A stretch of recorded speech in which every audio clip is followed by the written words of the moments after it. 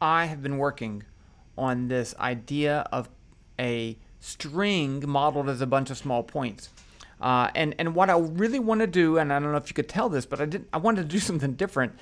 And I went over and made this calculation for a catenary cable. So actually, let me show it right here. This is the catenary cable curve, which is actually not trivial to plot. This one I could pick the 2 points and the length of the curve, and then I get that. And I want to combine the two. I want to make my spring mass model into a catenary curve and see that it's the same thing. Okay, so we got some work to do. Let's go over here, and I'm going to copy this code. So this is code. I had these masses connected by springs, and then there was a spring force pulling them back together. And in order to make sure it worked, I actually applied a force to the... can you not see the mouse? Well, I'll have to set that up. I'm still working on a new system, just so you know, if you can't tell, and it may or may not be great. But I pulled this leftmost mass by a force. So let's just go ahead and copy this and change it up. And let me go through some of the most important things on here. So the first thing is that I have here 20 masses. And this is the total spring constant of the string. This is the total mass of the string. This is the length of the string. And then I break it into a bunch of pieces, and each one of those is a ball that goes into this list of balls. And then I make some springs that goes into the list of springs. And then down here, what I do is I go through each ball, not including the first and the last one, right? Because those are separate.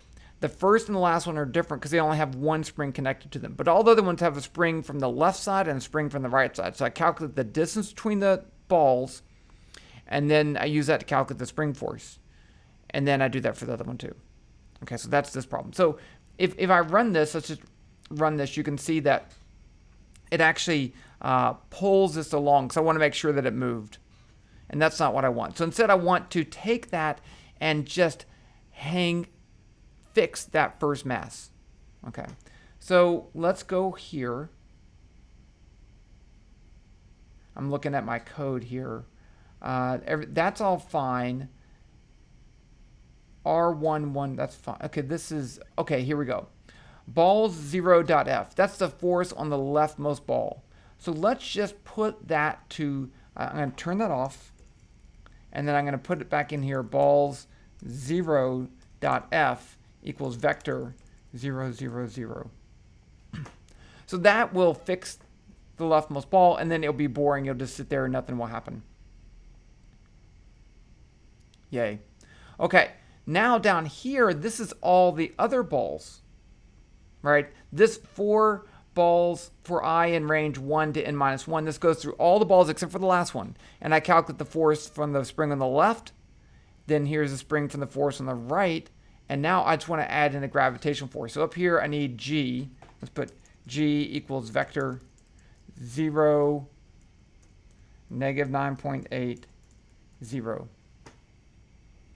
So down here, I'm going to add in, actually I can put it on the left just because it'll be easier to write. I'm going to say balls I dot M times G. So this is the mass of that particular ball. They all have the same mass, but what if they don't? I can change that later, so it's better to do it this way. Times G. So now there's a gravitational force on that one. There's not a gravitational force on the first one because it's fixed, right? This is the net force on ball 0. It's 0. It's fixed in space. Now down here, this is the last ball. I need to add the gravitational force on that one too. So balls -1. -1 index means the last one. Dot M times G. Okay, let's run this and see if it works.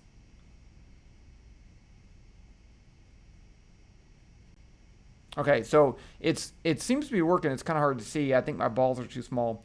Let's make the balls bigger. Radius, let's just put it as 3 times bigger. So let's put this as 1 over n. Yeah, look at that. I'm pretty excited. That seems to work. Let's run this for a little bit longer time.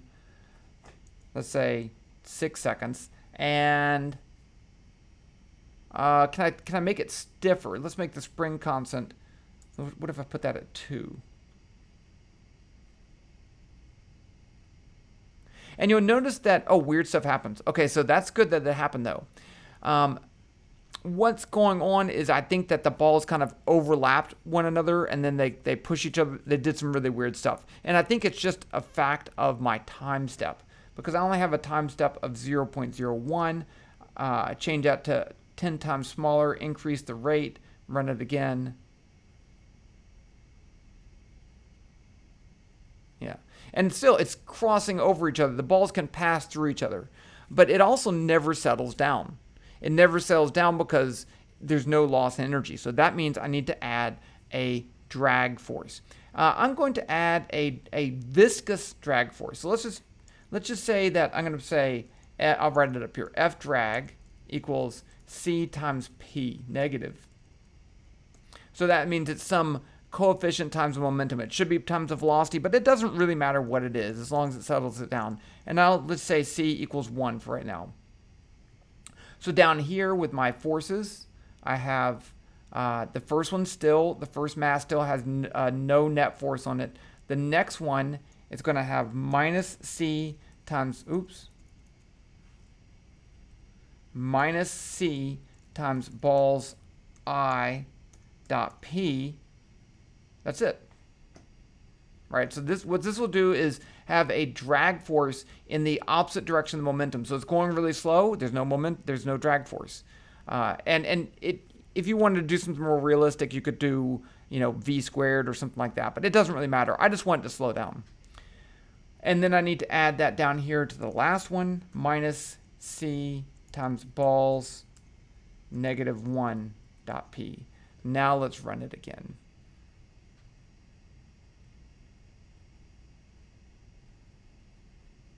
Excellent. Check that out. And so now it's going to eventually settle down into this equilibrium position because the drag force slowed it down and is done. I'm pretty happy with that. You do notice, look at this. If I zoom in, the separation up here at the top is greater than the separation at the bottom because the force on this spring up here has to support all of those things below it, whereas the one on the bottom is just supporting that one mass. Okay, I think I'm ready to, I thought about how to make this catenary cable, okay? And what I want to do is take my spring the way I make it, and it's horizontal, and everything's unstretched. And I just want to fix both the endpoints. Okay, so because it's kind of hard to, if I put the endpoint somewhere, wherever I want, then I could have these weird stretching of the springs. One spring would be stretched super amount, and it might just freak out. And I think I could do that, but I want to just start with something that works. So I'm going to fix the other endpoint too. So over here, I'm going to turn off the force on balls negative 1 dot F equals vector 0, 0, 0. So there's no force. If the force on the last ball is 0, it won't change its momentum. It's going to stay there. So now I have two fixed points, and everything else should just hang down below it. I should save this, shouldn't I? Let's call this something different. Catenary spring. Catenary spring model.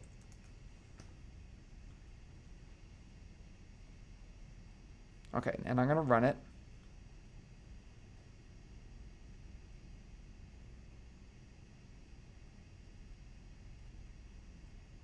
Check that out. I don't know if it stopped or it settled down. So let's just run this for 10 seconds because it may not be stopped. And I could increase my drag force, I guess. Let's make this 1.2. I'm going to try that.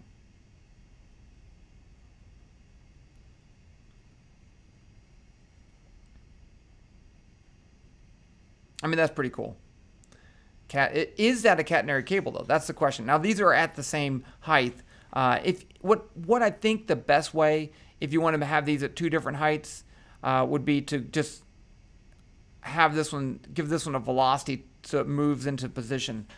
But the problem here is that I can fix these 2 points but I don't know the length of the curve. I mean, I know the length of the unstretched curve was 0.2 meters, but now this one's longer, right? Because that from here to there is 0.2. How long is this? So I'm going to need to calculate that. Let me just switch over to the camera here just because I want to make sure my camera thing works. And let's see if we can do this. I'm going to show a picture. Okay, so here is some balls.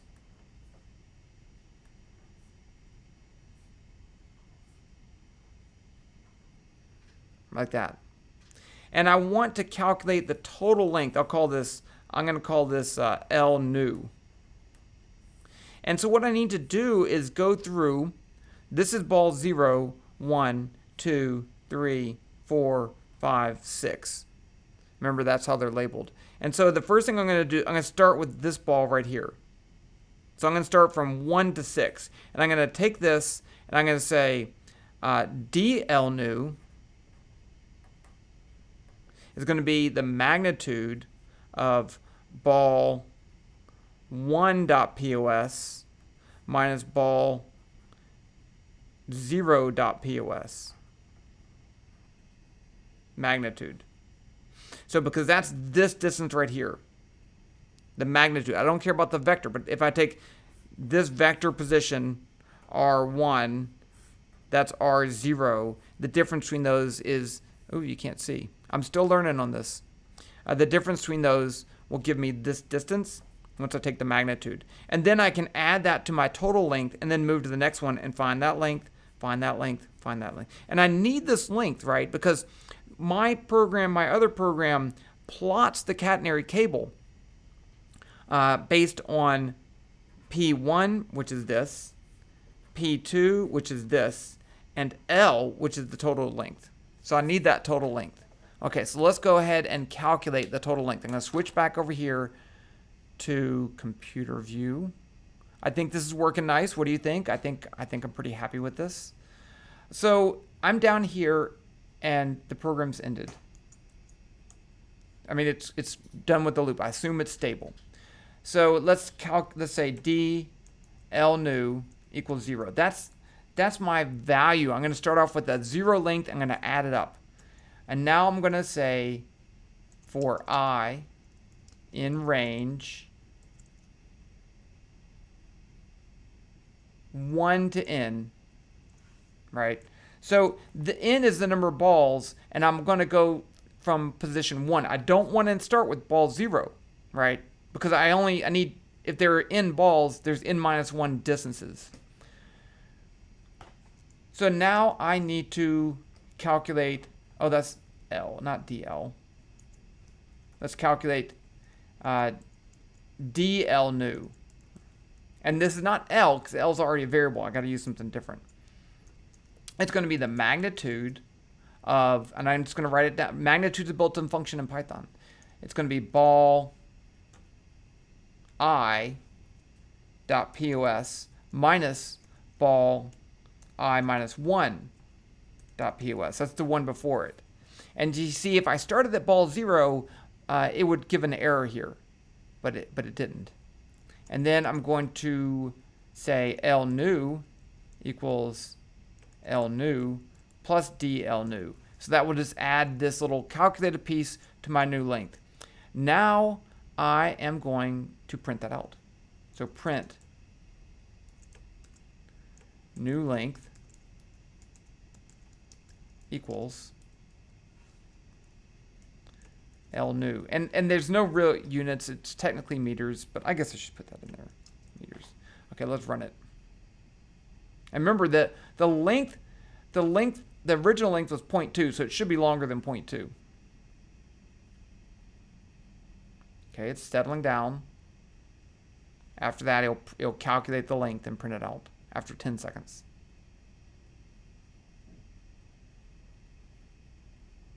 Oops. Or not. And it didn't. POS. Okay, so down here. Balls. Balls. See, everyone makes mistakes. Oh, yes, they do. Your brother and your sister and your father and mother too. Okay, I'll rerun it.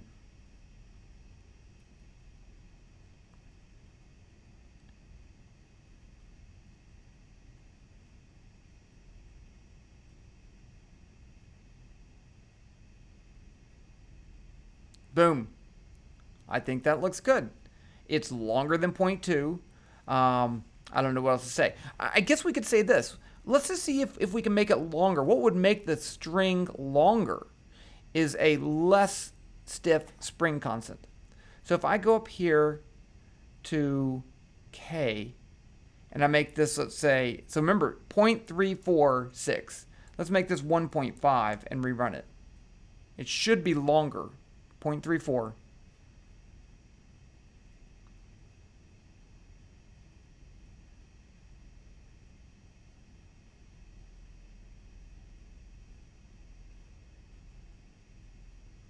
.38.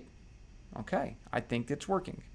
Okay, now what I want to do is I want to essentially plot right on top of this an actual catenary curve. So how do we do that? I want to make a function that calculates the catenary curve between these 2 points with that length. So let's go over here. I could just put in my values here that I have over there, but I want a function. I'm not sure that it will actually show up really well. I guess I could plot it, or I could move a ball. I'm kind of deciding right now what I should do. Let's do this. I don't want to have this video too long. So what I'm going to do is take my values over here, and I'm just going to manually put them in that other program. And what I want to do is find out the sag point. How far down does it sag? So I'm not sure how I would do that here. Let's do this. Let's graph the position of all these balls. How about that? So T graph equals graph. X title equals X. And it's a trajectory plot. Y title equals Y. And I'm going to put a G curve. I guess G dots. G dots. And color blue. I got to name that. F1. G dots. Color equals color dot blue. And I'm going to make a better program for this, but I don't want to. I'm kind of flubbing around. I'm not exactly sure what I'm doing. So now down here, let's just do this. Let's make another loop. For ball in balls, f1 dot plot ball.pos.x, ball.pos.y. Yes, it's that easy. And let's go up here and make this rate. Let's make this thing go faster. Just because I don't want to wait 10 seconds. I want to wait 1 second.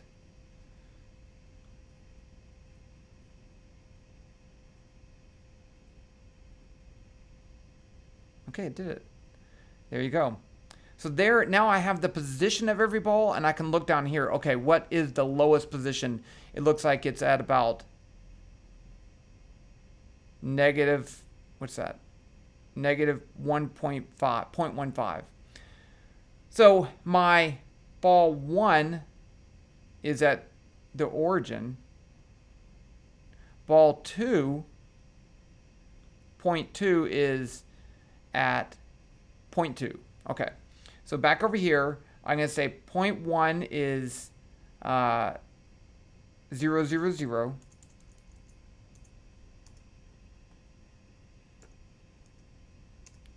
0.2 was 0.200. That's 0.0. That's fine. And then the length was what? I'll put the exact same length. 0.3. Let's copy it. 0.386. And now let's run this. And here, oh, boom, check that out. Negative 0.15. Let's go back over here and do one more thing. Here I have 20 balls. What if I did 50 balls? It might not run. It's going to run. Let's see if it still hangs down the same amount. It should, right? Because I have the same spring constant, the same linear mass density. Yeah. Okay, I'm going to call this a win.